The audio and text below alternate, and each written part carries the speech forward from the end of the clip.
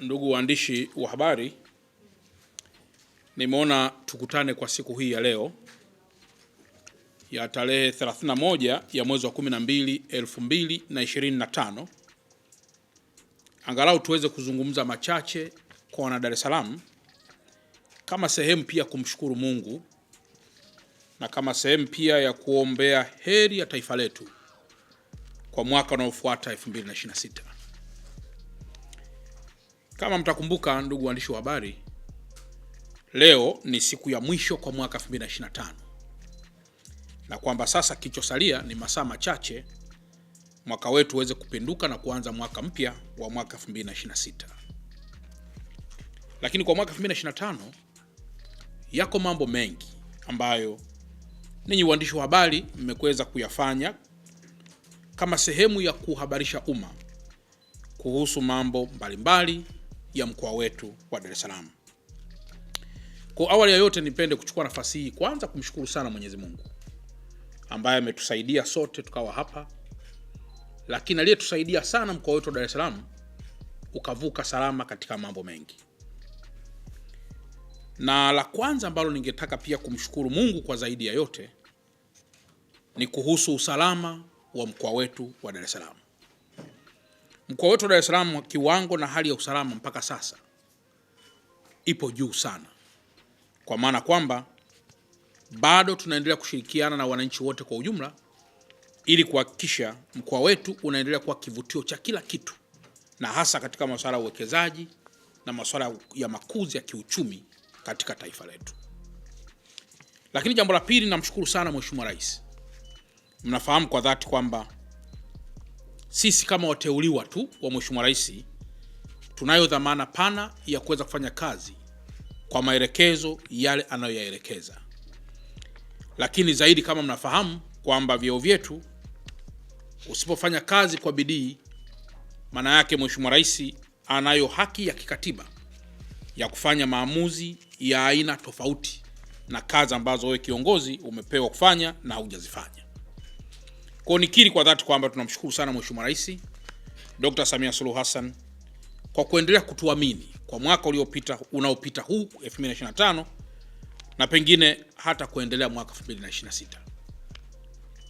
Lakini pia niwashukuru sana timu ya wafanyakazi wenzetu na wananchi wote wa mkoa wa Dar es Salaam, mkiwemo ninyi waandishi wa habari, kwa kazi nzuri ambazo mnaendelea kuzifanya, kwa sababu habari ni muhimili wa nne wa dola, na kwamba pale ambapo mtaripoti taarifa inayoweza kugharimu taifa, ni dhahiri kuwa chombo cha habari kinaweza kuwa na role ya kuchochea ama role ya kuweza kuzuia au kupunguza kile ambacho kingeweza kupata taifa letu. Kwa dhati niwashukuru sana waandishi wa habari, na niwashukuru sana pia wafanyakazi wenzetu katika mkoa wa Dar es Salaam. Niwashukuru pia wananchi wote kwa ujumla pale ambapo tumefanya kazi na pale ambapo wakati fulani pia tumewaudhi wananchi wetu, lakini kwa pamoja tumeendelea kushikamana ili tuweze kulijenga taifa ama mkoa ambao una dira moja na mkoa ambao una lengo lake kubwa ni kuharakisha maendeleo. Aidha, jambo jingine la msingi sana, ndugu waandishi wa habari, nimeona ni vizuri sana pia tukazungumza machache ambayo tumepita nayo kwa mwaka 2025. Kama mtakumbuka kwamba mkoa wetu umeendelea kupokea fedha za maendeleo kama ambavyo mikoa mingine yote inapokea, na kwamba sisi katika mkoa wetu wa Dar es Salaam yako mambo kadhaa ambayo kwa muda mrefu yamekuwa ni kero kubwa sana. Lakini kwa dhati nitumie nafasi hii kumshukuru sana tena Mheshimiwa Rais kwa kusimamia kwa dhati ili kupunguza kero ambazo kwa mkoa wetu zilikuwa ni kero sugu na kero mama. Jambo la kwanza katika kero, mtakumbuka kwamba kila yalipotokea mafuriko katika mkoa wetu wa Dar es Salaam, kwa muda mrefu sana tumekuwa tukifunga baadhi ya barabara, na ambazo ndizo zimekuwa kiunganishi kikubwa cha uchumi kati ya wilaya zingine na wilaya ya Ilala ambayo iko katikati ya jiji letu. Na moja ya barabara ambayo tumekuwa tukiifunga sana ni hii barabara ya Jangwani, ambayo ni barabara Molo Road, na hasa pale Jangwani ambayo imetokana na daraja au maji ya mto kujaa juu ya daraja na kusababisha daraja hilo kutopitika na nyakati za mvua. Ninayo heshima kwenu ndugu waandishi wa habari kuambieni kuwa daraja lile tulilipata fedha kwa ajili ya kuanza kujengwa, na fedha nyingi sana ambazo zimekushawekwa hapo, si chini ya bilioni 97, na ambazo zimekushawekwa katika daraja la Jangwani ili kuhakikisha kwamba ifikapo mwaka 2026-27 daraja hilo linakuwa limekamilika. Sasa hili wakati fulani budget zinapangwa, lakini wakati fulani pia tunasema unapokutana na Mheshimiwa Rais mahali popote, jambo kubwa ambalo unapaswa kumweleza ni kuhusu maendeleo ya mkoa wako na kipande ulichopewa kuongoza.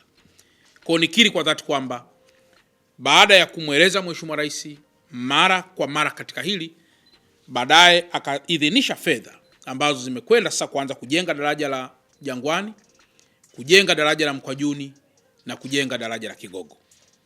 Daraja la Kigogo, ndugu waandishi wa habari, linajengwa kwa chini ya bilioni 17.7. Wakati daraja la hapa Jangwani linajengwa kwa chini ya bilioni 97.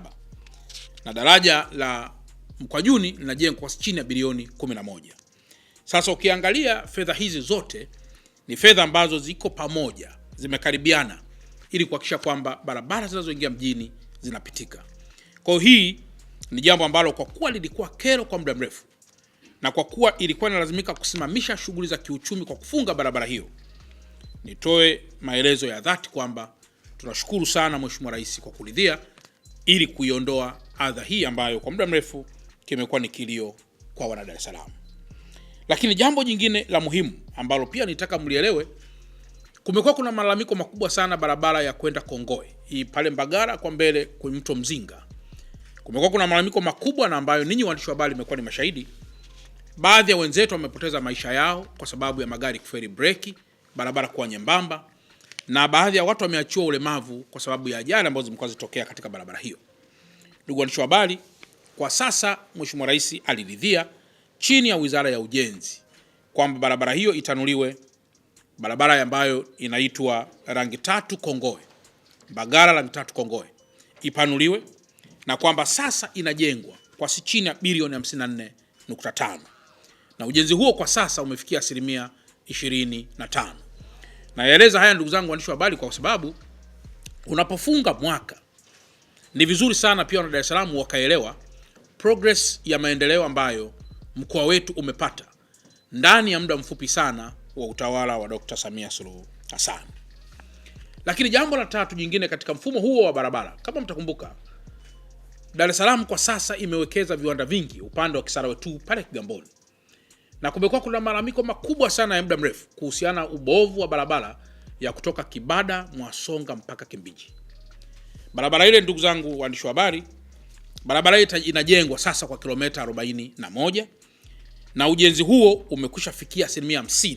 Madaraja yanajengwa na anajenga mzao mwenzetu ambaye anaitwa Esteem, na wakati tayari madaraja mengine yamechanganyikana kati ya wazawa pamoja na watu ambao sio wazawa, lakini kutokana na ukubwa wa mitambo. Barabara ile ndugu zangu inajengwa kwa bilioni 83.8. Na hiki kilikuwa ni kilio kikubwa sana cha wawekezaji wakubwa ambao wamewekeza kule Kigamboni, na sasa barabara hii inajengwa kwa bilioni 50 kwa bilioni 83.8, na ujenzi wake umefikia kama nilivyosema 50%.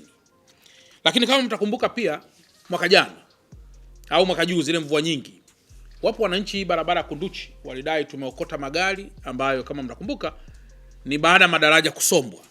Madaraja yale Mheshimiwa Rais ametoa fedha si chini ya bilioni 11 pale chuo cha NDC kwa chini, ili pia daraja lile na lenyewe liweze kutengenezwa vizuri na Watanzania waweze kupita. Kwa sisi mkoa wetu Dar es Salaam kwenye upande wa barabara na hasa zinazomilikiwa na TANROADS peke yake kuna zaidi ya bilioni 900 ambazo zimewekwa katika mabarabara, ukiweka barabara za mwendo kasi, barabara za kawaida pamoja na madaraja yake. Kwa hiyo tunapofunga mwaka 2025 ni vema tukawaeleza wana Dar es Salaam kuhusu adhima ya makuzi ya mkoa wetu ambayo serikali imeweka chini ya uongozi ama utawala wa Mheshimiwa Rais Dr. Samia Suluhu